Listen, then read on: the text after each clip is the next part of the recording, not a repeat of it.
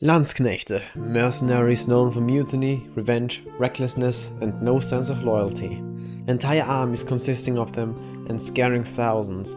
But how did they do it? What did they use? Who were they, and why were they allowed to wear such pompous and flamboyant clothing? Well, all about this and more we will talk about in today's episode of Lycan's Talk, People of History.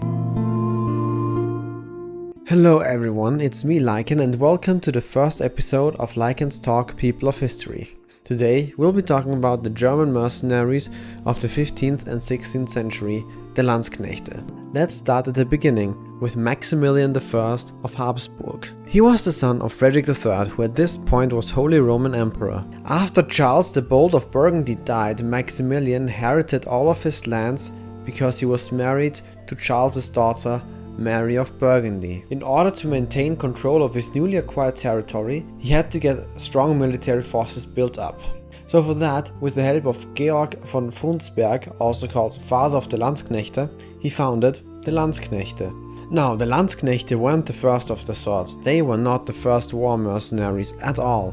In fact, the Landsknechte were more impersonation of the Reisläufer from Switzerland, also known as the Swiss Guard. The Swiss Guard are also the forces that protect the Pope even to this day. They are one of the oldest still existing military forces. Not only were they imitations of the Reisläufer, they were even trained by the same masters that trained the Reisläufer. These Swiss mercenaries were regarded as the strongest military force of the time, until the Landsknechte surpassed them. Now, what do you mean by that? Ironically enough, even though both sides were trained very similarly and by the same people, they were never friends. They always fought against each other, verbally and physically. Now, the Landsknechte didn't solely consist of Germans. While, yes, most of the Landsknechte were Germans and Austrians, there were also Italians, Spaniards, and whoever didn't care about queen or king or the crown and only wanted to make some gold. Also unusual for the battlefield at this time was that all the Landsknechte were not nobles. Landsknechte could come from everywhere. While yes, there are ranks in the Landsknechte themselves that only nobles and higher ups can possess, a normal Landsknecht warrior could be a commoner, a peasant, a criminal, everyone. Since after they were created, they were the most prominent force on the 15th and 16th century battlefield, with battles having even over 12,000 Landsknechte on one side. Everyone used them because they were loyal to no one, only to the one that paid them the most money. And not only the most, but also enough and fast enough. If an employer didn't pay them enough or on time, they were quick to revolt, which also caused the public to be pretty afraid of them. While most of the time they were allowed to raid and pillage, once they weren't paid on time, it was said that they were more ravenous and killed everyone they saw, pillaged and raided everything they could, causing their reputation of the employer to decrease even though they lost all the control of those troops. We will also talk about one of the biggest battles that depict this very behavior a bit later.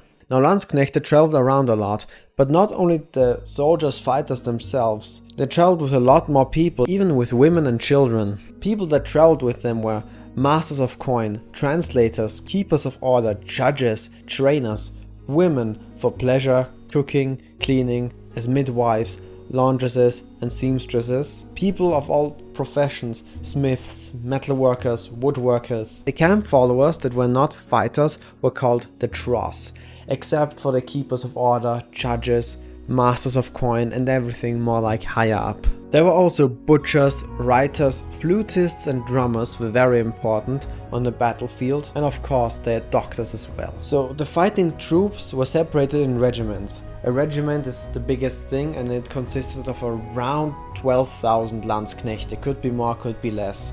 Now each regiment consists of many Fähnlein, and Fähnlein consists of many Rotten. The contracts themselves were made between the leader of the entire regiment and a lord that wanted someone killed, that wanted a city attacked, whatever they wanted, as long as it's mercenary work and they get paid. Let's talk about what weapons they used and how they fought. The majority of the troops used long pikes and arquebus. and later muskets, differentiating them a bit from the Swiss, as the Swiss were more into a close-up and charging style of fighting. The Landsknechte much rather took the distance and applied tactic formations. Most of the arquebus fighters and later musketeers were Spaniards. Now the arquebus is like the predecessor to muskets, to say it the most plain and easiest way. That being said, the Swiss Reisläufer were also mainly long pike fighters, and the Landsknechte applied most of their pike formations as well. Now, next to the long pike wielding majority of the Landsknechte, there were also others with other long weapons to provide tactical assistance to the ones fighting with pikes. An experienced Landsknecht could be assigned as a Doppelsöldner, or a double paid man. And yes, he got twice the money of a normal Landsknecht. And these were the backbone of each fight. They were more heavily armored soldiers. While the other Landsknechte were not that armored, which I will talk about in a bit, these were more, well, heavy armored people. These Doppelsöldner could wield pikes, but were also employed with a halberd, which was between 1.8 to 2.4 meters long, a partisan, or what you see in many depictions, the famous Zweihänder, or two-hander, that could be up to 180 centimeters long. That's 6 feet. Those giant Zweihänder swords were said to have been used to hack the heads of other pikes down. Now that's probably not so realistic, and the more realistic application of them was to knock the other pikes aside to disturb the tightly knit formations. Some Doppelsöldner also would use arquebuses or crossbows from the flanks of the pike square. So most of the Doppelsöldner were pretty much guards for the pikemen, as the pikes were the most effective weapon, and because of their extensive reach in turn, also kind of protected the Doppelsöldner then again, so they kind of protected each other. A difference between the Landsknecht and the Swiss never used the Zweihänder, because they thought it was unsuitable, but they were wrong. Otherwise the Landsknechte wouldn't have been so triumphant with them. For close or closer and out of formation combat, the Landsknechte also had the Kriegsmesser longsword. Also, every Landsknecht, no matter what their pay is, also had the Katzbalger as their backup weapon. It is a short sword with an S-shaped guard, and it's seen as a symbol of the Landsknecht. In fact, a Swiss illustrator used this very sword to differentiate between Landsknechte and Reisläufer because they looked so similar. There are also some other theories on what the Katzbalger was actually for. Here's a video from Skallagrim talking about it. I would definitely recommend it. It's a very interesting video. Some Landsknechte even wielded blunt pole weapons like morning stars, but that was very uncommon. Now, as I said earlier, of course they did use armor on the battlefield, but on normal Landsknechte the armor was kind of sparse. It really only consisted of a breastplate, thigh guards, and a steel skull cap worn underneath a hat. Sometimes they even wore chainmail, but not always. Now, a reason for that could be that all Landsknechte had to provide their own weapons and armor. No one gave them weapons or armor. Everyone that wanted to become a Landsknecht had to have their own weapons and armor. Also, another fun fact, in order to be initiated as a Landsknecht, you have to pass a test of jumping over a pile of 3 Zweihänder or halberds. Now let's talk about the formations that they used in battle. Two of the most prominent formations are called the Eagle, hedgehog, a phalanx formation, and Verlorene Haufe, forlorn hope. The Eagle consisted of a square of pikemen with up to 4,000 pikemen in one eagle. They then were surrounded by halberdiers, swordsmen, and arquebusiers. Those then were the Doppelsöldners most of the time, while the pikemen in the middle were normal Landsknechte. The Eagle itself is described as both an unstoppable force and a movable object, and was great as both a defensive and offensive tactic. Now, Forlorn Hope on the other hand was kind of like a suicide mission. It consisted of halberdiers and Zweihänder wielders charging an opposing eagle, trying to cause chaos and discord in the enemy's formation. Most men that applied the tactic were volunteers hoping for glory or seeking redemption. The Landsknechte were a very powerful force due to their weaponry. One Landsknecht that participated in the siege of Augsburg in July of 1502 wrote, "We were 1,800 Germans, and we were attacked by 15,000 Swedish farmers and struck most of them dead." And it's also said that there were like not many losses of those 1,800. Another thing that made them quite powerful, I think, was that they struck fear into the enemy, not only because of their reputation, but also because of their elaborate clothing and lightly armored nature. So now, I said that the Landsknechte consisted of people of all backgrounds, poor, rich, criminal, and so on. So why were all of them allowed to wear such outlandish clothing, as you have seen in the pictures here? If a poor man would wear something like that, it would be outrageous and even illegal at this time. At this time there were things called sumptuary laws. They dictated what kind of clothing and what color of clothing someone in a specific standing was allowed to wear. Not only clothing and clothing color though, but entire lifestyles. A poor person had to live like this, had to look like this, had to speak like this, while a noble had to speak like this, dress like this, in order for there to be a difference between them. A commoner was not allowed to dress like a noble, talk like a noble, but Maximilian I, the very man who founded the Landsknechte, who was also crowned King of Germany and Holy Roman Emperor later, made an exception for everyone whose occupation was the Landsknechts. He said that the Landsknechts' lives are so short and brutish they shall have the privilege that they are exempt from the sumptuary laws. So that tells us why they were allowed to wear such outlandish and flamboyant clothing. Now, what kind of clothing did they wear? What was it actually? Well, they wore doublets that were deliberately slashed at the front, back and at the sleeves, with shirts or other wear pulled through the cuts to form puffs of different colored fabric. It at the time was called puffed and slashed. Very creative, but also catchy. They also wore multicolored hoses, jerkins, big hats adorned with tall feathers, and broad flat shoes. Most even wore codpieces. If you don't know what a codpiece is, this is a codpiece. Yeah. Now, what was the goal of their clothing? Why did they even dress like that? Only because they could? Well, maybe, but other goals of their clothing also was to flaunt their status, intimidate the enemies, and to shock civilians. Because after all, if a man with such flamboyant clothing, such certainty would charge at you, that would be scary as hell, wouldn't it? As it shows kind of like a sign of fearlessness. But this is not the only time that this happened in history. This happened a lot in history. There have been more extreme similar things even that happened before. Like, for example, in Scotland, where people charge into a battle completely naked. On one hand, you have no protection when you're naked. But the enemy side is probably scared as hell to get charged by men that were so confident in a win that they charged in fully naked and only with a shield and a sword. I understand why people would be scared of that.